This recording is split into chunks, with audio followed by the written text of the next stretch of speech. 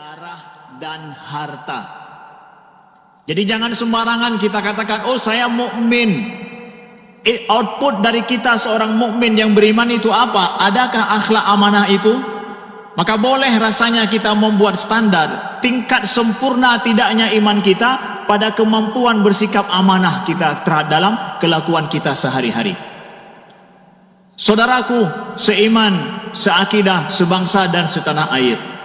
Kalau kita tanya, Alhamdulillah, Alhamdulillahi Rabbil Alamin, Ar-Rahmanir Rahim, Maliki Yaumiddin, La izza illa fi ta'atih, wa la sa'adata illa fi ridah, La na'ima illa fi dhikrih, Alladhi idha uti'a shakar, Wa idha usiya taba wa ghafar, Walladhi idha du'iya ajab, وإذا استعيذ به أعاذ أشهد أن لا إله إلا الله وحده لا شريك له وأشهد أن محمدا عبده ورسوله صلوا عليه صلوا على رسول الله المبعوث رحمة المهداة للعالمين كافة فقد صلى عليه الله في كتابه فقال إن الله وملائكته يصلون على النبي يا أيها الذين آمنوا صلوا عليه وسلموا تسليما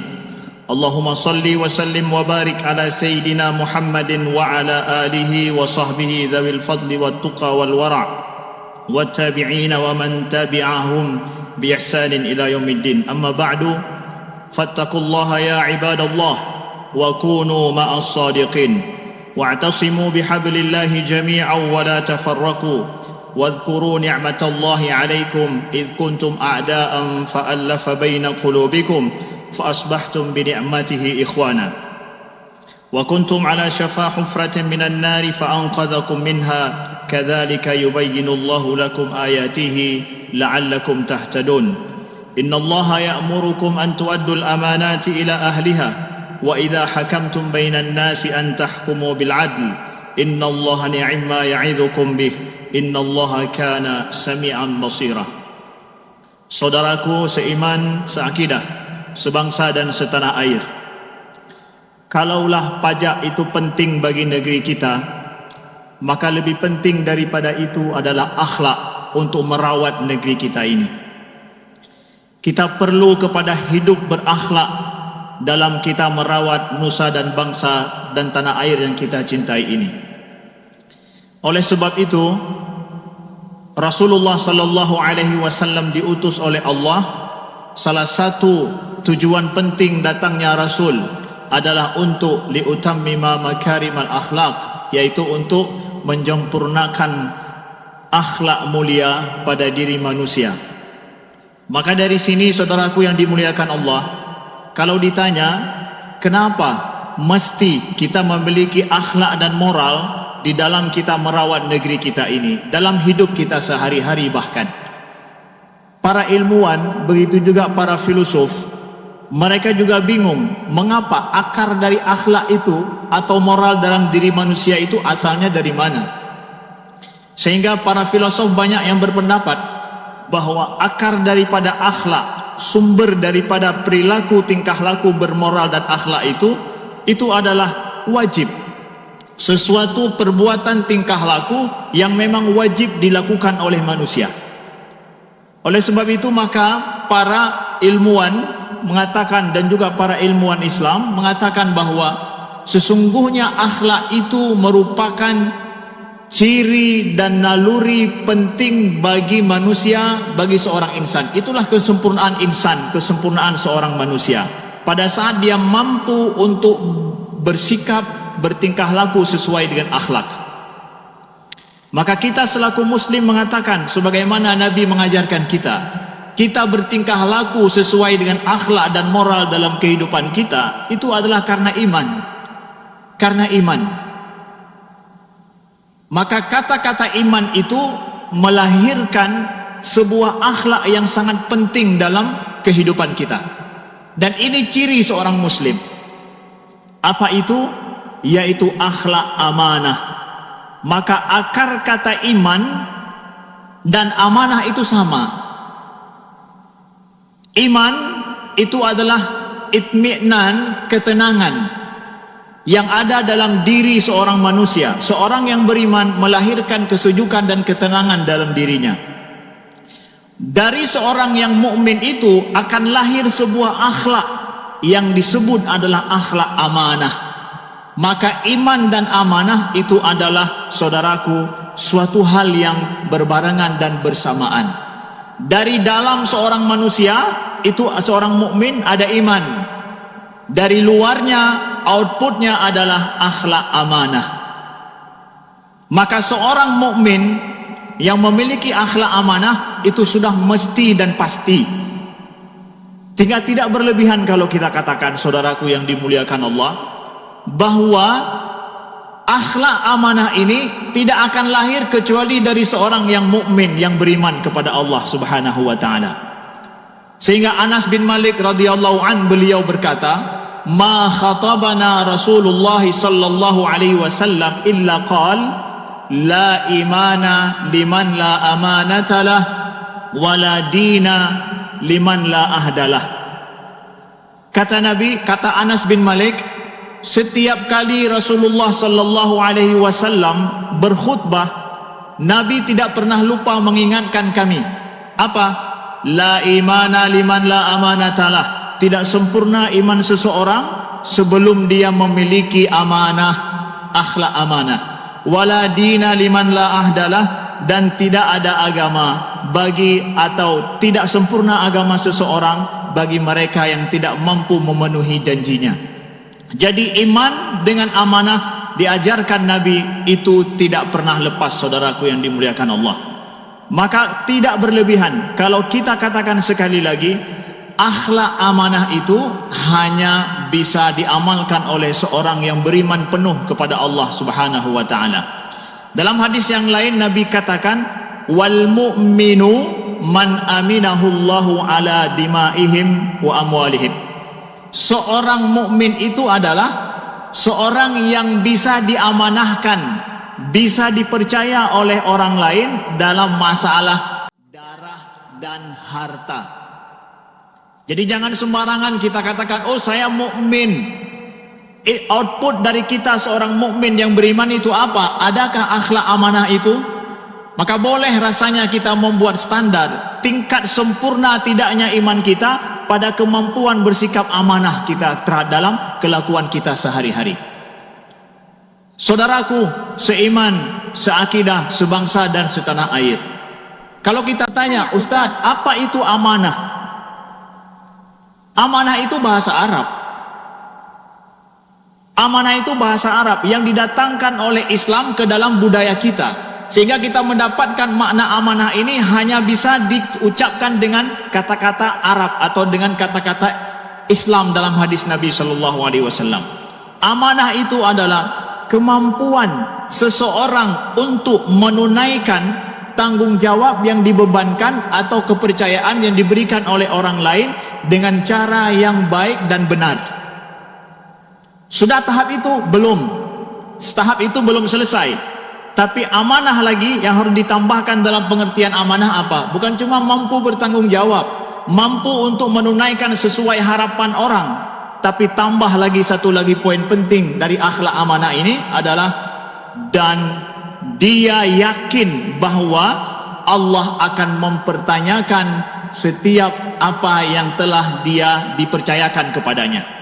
Ada keyakinan bahwa Allah akan meminta pertanggungjawaban itu. Itulah amanah. Sehingga hari ini kalau kita balik, lawan daripada amanah apa? Khianat. Tak perlu harus diartikan khianat itu apa. Siapa saja kita mendengarkan kata khianat, merinding bulu kudu kita.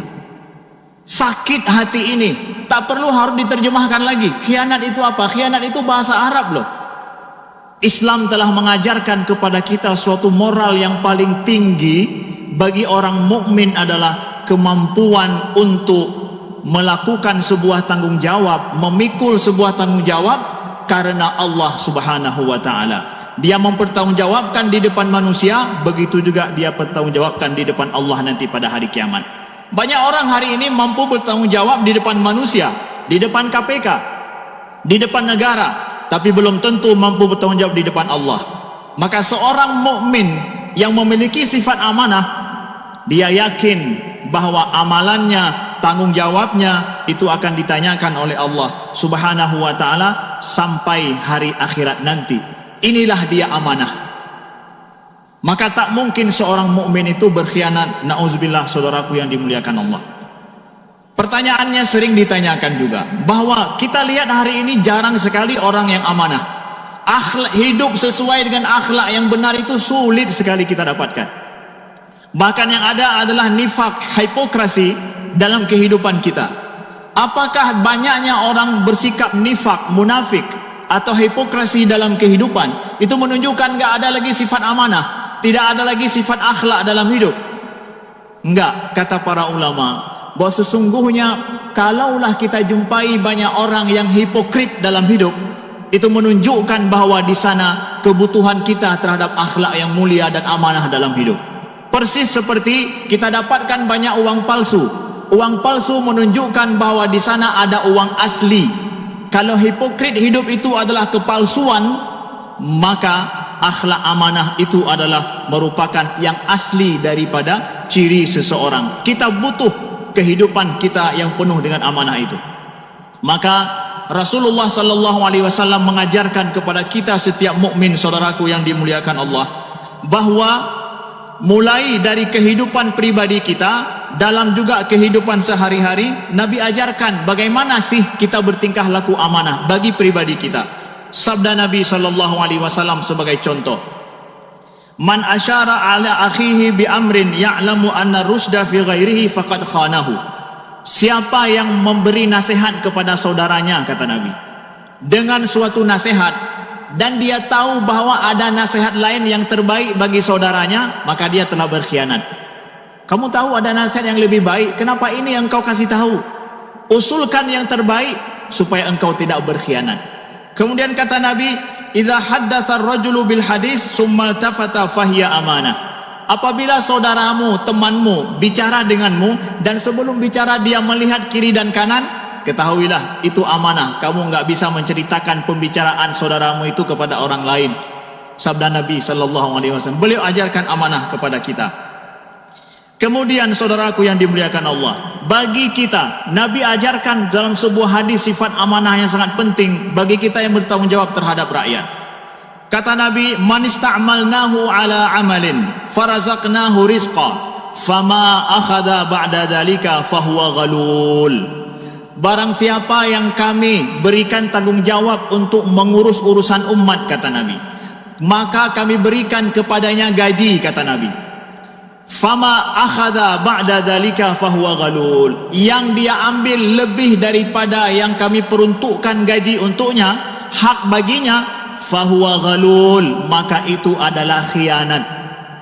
Yang mengambil lebih daripada sebuah jabatannya yang telah diperuntukkan untuknya, kata Nabi, fahuwa ghalul, maka sungguh dia itu telah berkhianat. Saudaraku yang dimuliakan Allah, kita butuh orang-orang yang memikul tanggung jawab di masyarakat kita, di bawah dan di atas, orang-orang yang bersikap amanah karena Allah Subhanahu wa taala.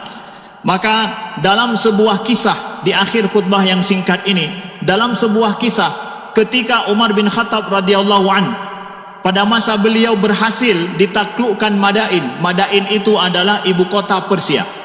Lalu kekayaan daripada raja Persia yaitu Kisra itu dibawa semua ke hadapan Umar radhiyallahu anhu di Madinah. Lalu Umar mengecek satu persatu daripada kekayaan daripada raja Kisra sampai beliau dapatkan sebuah cincin, yang cincin itu ada sebuah permata yang sangat langka yang disebut dengan zamrajud.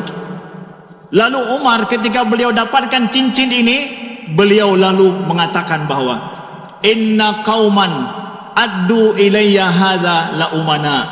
Beliau ambil cincin itu, beliau katakan, sesungguhnya kaum orang-orang yang membawa cincin ini sampai di depanku dari Persia sana, la umana, sungguh mereka adalah orang-orang yang bersikap berakhlak amanah.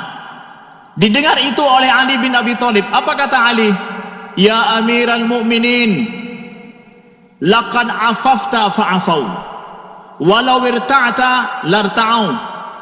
Wahai Amirul Mukminin, sesungguhnya engkau ini telah menjaga kehormatanmu selaku Amirul Mukminin, maka mereka di bawahmu juga menjaga kehormatan mereka. Kalau seandainya engkau menyukai kemewahan, mereka semua juga akan mencintai kemewahan. Maka saudaraku, di akhir khutbah yang singkat ini Rasulullah bersabda kepada kita semua dan pemangku jabatan apapun kita di masyarakat. Kata Nabi, "Ma min 'abdin yastar'illahu ra'iyatan yamutu yawma yamut wa huwa ghashun li ra'iyatihi illa harramallahu alaihi al-jannah." Ma min 'abdin, siapa saja hamba Allah, kata Nabi, yang diberikan tanggung jawab mengurus urusan orang lain, yamutu yauma yamut, maka meninggal dia hari dia meninggal, mati dia hari dia mati, dia mendustai orang lain, orang yang memberikan amanah kepadanya, illa harramallahu alaihi jannah, maka pasti Allah akan haramkan baginya surga. Sabda Nabi sallallahu alaihi wasallam, "Fawarabbika lanas'alannahum ajma'in," kata Allah, demi Tuhanmu wahai Muhammad, demi Tuhanmu wahai Muhammad, kami pasti akan menanyakan mereka semua, kata Allah, amma kanu ya'malun, atas apa saja yang telah mereka kerjakan. Tuhan kita bersumpah akan ditanyakan kepada kita semua apa yang telah kita kerjakan hari ini. Maka amanahlah dalam hidup dari bawah sampai kita ke atas, dari pejabat kita yang di atas sampai ke bawah, supaya negeri kita makmur, aman, sentosa. Barakallahu li wa lakum